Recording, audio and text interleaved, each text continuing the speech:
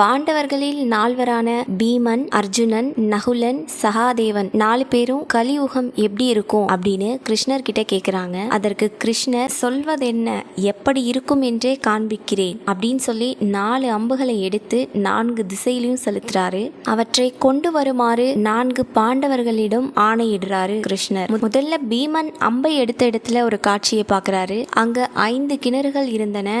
மத்தியில் ஒரு கிணறு இருந்துச்சு. சுற்றி இருந்த 4 கிணறுகளிலும் சுவை மிகுந்த தண்ணீர் நிரம்பி வழிந்து கொண்டே இருந்தது. ஆனால் நடுவில் உள்ள கிணற்றில் மட்டும் நீர் வற்றி இருந்தது. அதுக்கான காரணத்தை யோசிச்சுக்கிட்டே கிருஷ்ணரை நோக்கி பீமன் வராரு. அடுத்ததா அர்ஜுனன் அம்பை மீட்ட இடத்தில் ஒரு குயிலின் அற்புதமான பாடலை கேட்டான். பாடல் கேட்ட திசையில் திரும்பி பார்த்தான். கோரமான காட்சியை கண்டான். அங்க அந்த குயில் ஒரு வெண் முயலை கொத்தி தின்று கொண்டிருந்தது. அந்த முயல் வலியால துடிச்சிட்டே இருந்துச்சு.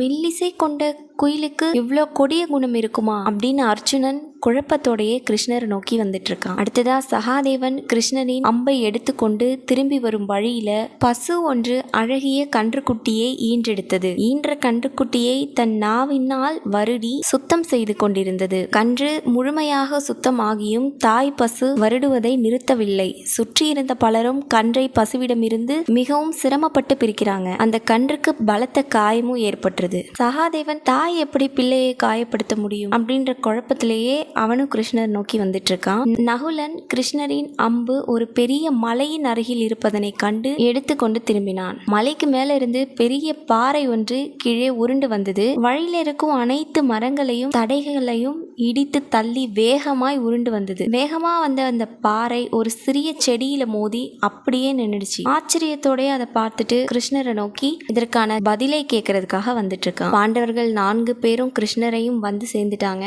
அவங்க பார்த்த அந்த காட்சிகளை கிருஷ்ணர் கிட்ட சொல்லி தங்களுடைய குழப்பத்துக்கான விளக்கத்தையும் கேட்கிறாங்க. பீமா, கலியுகத்தில் செல்வந்தர்களிடையே ஏழைகளும் வாழ்வார்கள். செல்வந்தர்களோ மிகவும் செழிப்பாக வாழ்வார்கள். தம்மிடம் செல்வம் வழிந்தாலும் அதில் ஒரு சிறு பகுதியை கூட ஏழைகளுக்கு கொடுத்து உதவ மாட்டார்கள். வற்றிய கிணற்றுக்கு அருகாமையில் உள்ள நிரம்பி வழியும் கிணறுகளைப் போல. அர்ஜுனா, கலியுகத்தில் போலி மதகுரு இனிமையாகவே பேசும் இயல்பு கொண்டவர்கள். இருந்தாலும் அவர்கள் மக்களை ஏமாற்றி பிழைப்பார்கள், குயிலை போல. சகாதேவா, கலியுகத்தில் பெற்றோர்கள் தங்கள் பிள்ளைகளின் மீது மிகுந்த கண்மூடித்தனமான பாசத்தோடு இருப்பார்கள். பிள்ளைகளின் மீது உள்ள அளவற்ற பாசத்தினால் அவர்கள் தவறு செஞ்சாலும் அதை தட்டி கேட்காமல் பிள்ளைகளை நெறி தவறி வளர்ப்பாங்க. அதன் காரணமாக அந்த பிள்ளைகளின் எதிர்காலம் துன்பப் பிடியில் சிக்கிக் கொள்ளும். அதனால பிள்ளைகளின் அழிவிற்கு பெற்றோர்களே காரணமாவாங்க, பசுவை போலவே.